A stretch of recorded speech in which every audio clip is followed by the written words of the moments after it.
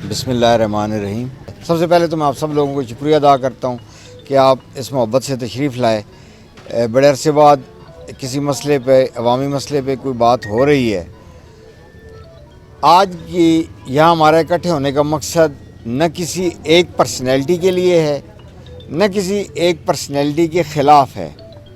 آج کا مقصد، یہاں اکٹھا ہونے کا مقصد ایک اہم ایشو پہ بات کرنا ہے، اٹک کے ایشو پہ بات کرنا ہے، اٹک کے عوام کے ایشو پہ بات کرنا ہے، اٹک کے نوجوانوں کے ایشو پہ بات کرنا ہے۔ اور وہ مسئلہ یہ ہے کہ یہاں کچھ عرصے سے یہ محسوس کیا جا رہا ہے کہ مختلف ایکسیڈنٹس کی صورت میں، مختلف ناگہانی واقعات کی صورت میں جب کسی پیشنٹ کو ایمرجنسی میں ڈسٹرکٹ ہیڈ کوارٹر اسپتال جسے اسفندیار بخاری ہاسپٹل کہتے ہیں وہاں لایا جاتا ہے تو وہاں اس کے علاج کا کوئی انتظام نہیں ہوتا، اس کی ایمرجنسی ٹریٹمنٹ کا کوئی طریقہ کار نہیں ہوتا اور اس کو ریفر کر دیا جاتا ہے راولپنڈی۔ چونکہ اٹک سے راولپنڈی کی مسافت اور خاص کر جو ہاسپٹلز کی مسافت ہے یہ کم از کم 2 گھنٹے لگ جاتے ہیں اٹک سے وہاں پہنچتے ہوئے۔ تو اس صورت میں جب بندہ وہاں پہنچتا ہے تو موسٹلی کیسز میں یہ دیکھا گیا کہ جو انجرڈ پرسن ہوتا ہے وہ راستے میں ہی ایکسپائر ہو جاتا ہے، وہ فوت ہو جاتا ہے۔ تو اس کی ایک بڑی وجہ جو ہے وہ اس کو وقت پر ٹریٹمنٹ نہ ملنا ہے۔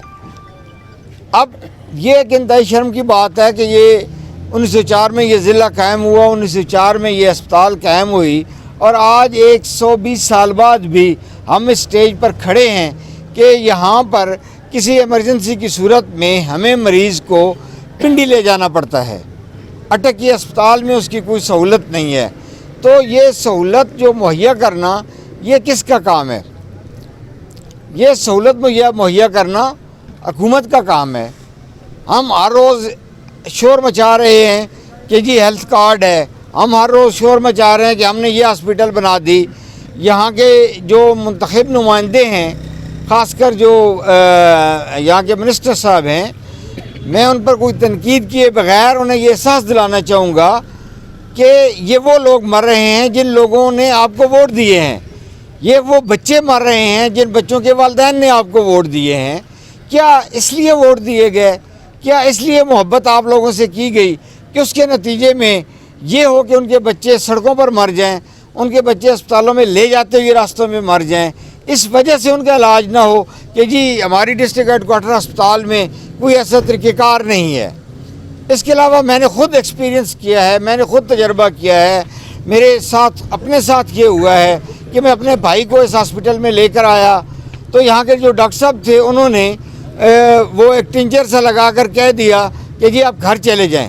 ہم گھر چلے گئے، دوسرے دن پتہ چلا کہ وہ ہیڈ فریکچر تھا اور اس کی وجہ سے پھر میرے اپنے بھائی کی ڈیتھ ہوئی۔ میں نے خود یہ اس عذاب سے گزرا ہوں اور گزر رہا ہوں، اور یہاں کا تقریباً ہر شہری جس کے ساتھ کوئی ایسی ناگہانی مسئلہ پیدا ہو جاتا ہے وہ یہاں سے گزر رہا ہے۔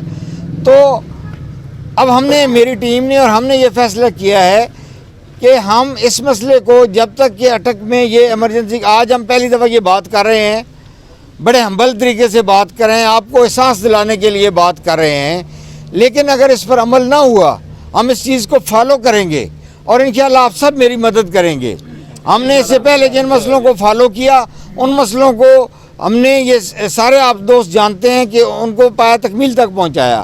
انشاءاللہ اس مسئلے کو ہم پایہ تکمیل تک پہنچائیں گے۔ یہاں پہ میرا مطالبہ ہے کہ فوراً ایک نیورو سرجن کا یہاں پہ تعیناتی کی جائے، کیونکہ یہاں پہ نیورو سرجن نہ ہونے سے ایمرجنسی کی جو صورت اس میں کوئی بندہ ہی نہیں ہوتا، کسی کو بلانے کی کوئی صورتحال نہیں ہوتی۔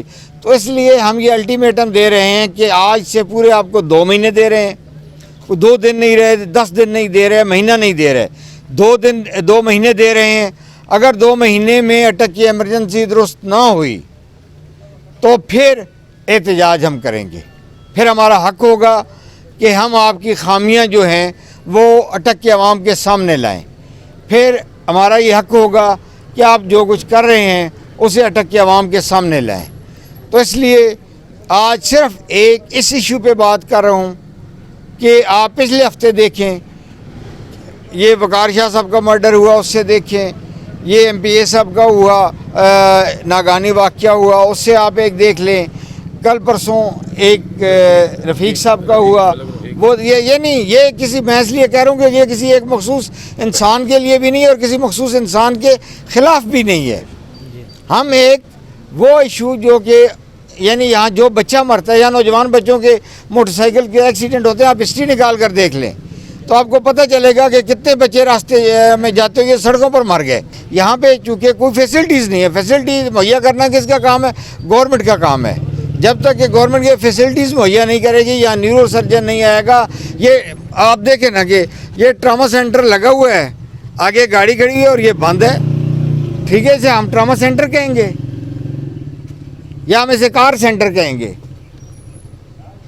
تو اس لیے میری آپ سب کی وساطت سے آج یہ ایک ہمبل ریکویسٹ ہے تمام اتھارٹیز سے، چاہے وہ پرائم منسٹر آف پاکستان ہوں، چاہے وہ اگر پنجاب کا وزیر اعلیٰ جاگ رہا ہے اور یہ کہیں دیکھ رہا ہے تو ان کو بھی میری ریکویسٹ ہے، ہیلتھ منسٹر یاسمین راشد صاحبہ ان کو بھی ریکویسٹ ہے، اور اپنے ایم پی اے اور ایم این اے اور منسٹر صاحب کو بھی یہ ریکویسٹ ہے کہ خدا را اٹک کے عوام نے آپ سے محبت کی ہے، اٹک کے عوام کی وجہ سے آپ آج فلیگ لگی ہوئی گاڑیوں پر بیٹھے ہیں، اپنی ذاتی حیثیت میں آپ ان فلیگ لگی ہوئی گاڑیوں پہ نہیں بیٹھ سکتے، تو اٹک کے عوام کے ساتھ یہ مہربانی کریں، ان کے بچوں پر رحم کریں. یہ بچے ان کے بچے ہیں، جس گھر کا بچہ چلا جاتا ہے، جس گھر کا کوئی فرد چلا جاتا ہے، اس گھر کی زندگی تباہ ہو جاتی ہے، وہ گھر اگلے 20 سال کے لیے اس عذاب سے گزرا ہوتا ہے.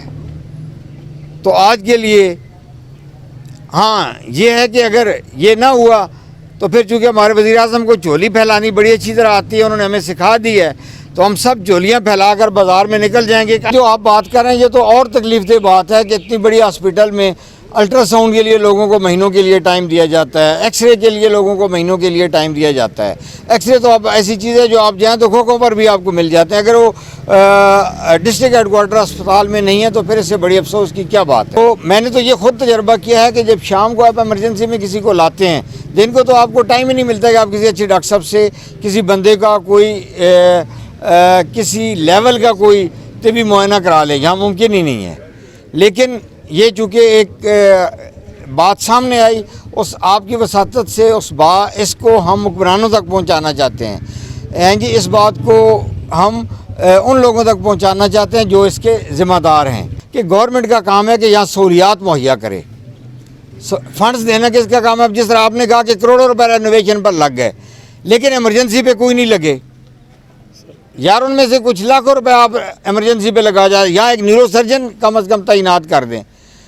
تو آج کے لیے ہمارا صرف یہ ریکویسٹ ہے، سول ایجنڈا پر آج کی پریس بریفنگ ہم نے یہاں منعقد کی ہے. اسپتال اس لیے آئے ہیں کہ ان کو پتہ چلے کہ اٹک کے عوام اس ایشو پر کس حد تک ڈسٹرب ہیں، کیونکہ ان کے بچے ہمارے ایکسیڈنٹ کے میں تو کسی کا بچے سے ایکسیڈنٹ ہو سکتا ہے، کوئی ناگہانی صورتحال کسی کے لیے ہو سکتی ہے، چاہے وہ بڑا ہے چاہے وہ چھوٹا ہے، چاہے وہ امیر ہے چاہے وہ غریب ہے. لیکن جب تک اس ایشو پہ بات نہ کی جائے، اس ایشو کا کوئی حل نہ سوچا جائے تو پھر وہ ایشو کس طرح حل ہوگا؟ کیا ہم لوگوں کو اس طرح مرنے کے لیے چھوڑ دیں؟ کیا ہم لوگوں کو اس طرح تڑپتا ہوا چھوڑ دیں؟ کیا ہم یہاں سے لاشیں لے جاتے ہوئے یہ سب کچھ کرتے ہوئے چھوڑ دیں؟ اس پہ کوئی بات نہ کریں؟ تو جب بات کی جاتی ہے تو غصہ آ جاتا ہے. سب جانتے ہیں یہاں ہم مزدوروں کے ساتھ بھی احتجاج کیا، یہاں ہم نے اگر بیلدار یہاں پر کوئی ہے تو بیلداروں کے ساتھ بھی احتجاج کیا. تو انشاءاللہ وہ احتجاج مجھے کرنے کا وہ طریقہ آتا ہے کہ ہم پرامن ایک طریقے سے اپنی آواز پہنچائیں گے اور اس مسئلے کو حل کریں گے. جس طرح میں نے آپ کو کہا کہ آخری حل چولیاں پھیلانا جو ہے نا وہ تو ہمیں آتا ہے، ہم چولیاں تو پھیلا سکتے ہیں اس قوم کے آگے، اور کچھ نہیں کہ یہاں کا ایک غریب تو سب کچھ کر سکتا ہے نا، میں تو کر سکتا ہوں نا، یہ میرے ساتھ کھڑے ہوئے یہ نوجوان لوگ تو کر سکتے ہیں نا. ہاں جی انشاءاللہ ہماری ٹیم میں پڑھے لکھے لوگ بھی ہیں، ہاں جی غریب بچے بھی ہیں، وہ لوگ بھی ہیں جو سٹرگل کرنا جانتے ہیں. ہم سٹرگل کرنے والے لوگوں کی بات کر رہے ہیں، ہم محنت کرنے والے لوگوں کی بات کر رہے ہیں، ہم جدوجہد کرنے والے لوگوں کی بات کر رہے ہیں، ہم مثبت لوگوں کی بات کر رہے ہیں. ہم کسی بندے کی کسی منفی ایکٹیویٹی کی اس کی بات نہیں کرتے. ہم اٹک کو ایک خوبصورت شہر بنانا چاہتے ہیں. ہم اٹک کے لوگوں کو اچھی جو سہولیات ہیں ان کے لیے جدوجہد کرنا چاہتے ہیں. ہم اٹک کے غریب بچوں کے مستقبل کے لیے بات کرنا چاہتے ہیں کہ یہاں ہر جان قیمتی ہے سر, ہر جان قیمتی ہے. میں نے بہت سے بچوں کو دیکھا جن بچوں کے ساتھ کسی کا موٹر سائیکل کا ایکسیڈنٹ ہو گیا, تو چونکہ یہاں پہ ہمارے پاس کوئی سہولیات نہیں ہے تو کہا گیا جی کہ پنڈی لے جاؤ. 1112 کی ہمیشہ ہم تعریف کرتے ہیں کہ وہ اویلیبل ہوتے ہیں, وہ جو اپنی سروسز دیتے ہیں. لیکن کیا ہوتا ہے کہ ظاہر ہے کہ وہاں ڈاکٹرز اب اس میں ایمبولینس میں 1112 کی ایمبولینس میں تو نیورو سرجن نہیں ہوتا. نیورو سرجن تو اسپتال میں ہونا ہے, تو وہ ڈیتھ ہو جاتی ہے راستے میں. ٹھیک ہے نا جی. آپ اگر دیکھیں نا تو بے تحاشا بچوں کی موٹر سائیکلز کے ایکسیڈنٹ میں اس وجہ سے ڈیتھ ہوئی. اب یہ بات آپ کر رہے ہیں, مثلا ملک صاحب کی بات کر رہے ہیں, ظاہر ہے قیمتی جان ہے. وقار شاہ صاحب کی قیمتی جان تھی, ابھی رفیق صاحب کی قیمتی جان تھی, اور بہت ساری قیمتی جان ہے. اگر میں اسے لسٹ گننا شروع کر دوں تو آپ یقین مانیں یہاں پر سب رونے لگ جائیں. یہ تو وہ کیسے جو یہ تو سب رونے لگ جائیں کہ یہاں ہو کیا رہا ہے. میں نے کہا کہ ہم اس کو مانیٹر کریں گے, جو اس میں آپ کی مدد شامل ہوگی, آپ کی محبت شامل ہوگی, اور ہم اس کو مانیٹر کریں گے. اور جو انشاءاللہ یہاں پہ بچہ ہمیں سے کریں گے کہ ایمرجنسی میں آتا ہے اس کے ساتھ کیا ہوتا ہے, انشاءاللہ وہ کریں گے. اور پھر ہر معاملے کو ہم ویژولائز کریں گے, ہم لوگوں کے سامنے لائیں گے, اداروں کے سامنے لائیں گے, اور انشاءاللہ اس معاملے کو حل کرنے کی طرف ہم جائیں گے. اس کو کہ تاکہ یہ جو نقصان آگے ہوئی ہیں آئندہ ایسے نقصان نہ ہو. اور اس نیگلیجنس پہ ہم پھر کارروائی کریں گے, وقت پر بات کریں گے انشاءاللہ, وقت پہ بات. بہت مہربانی, بہت شکریہ.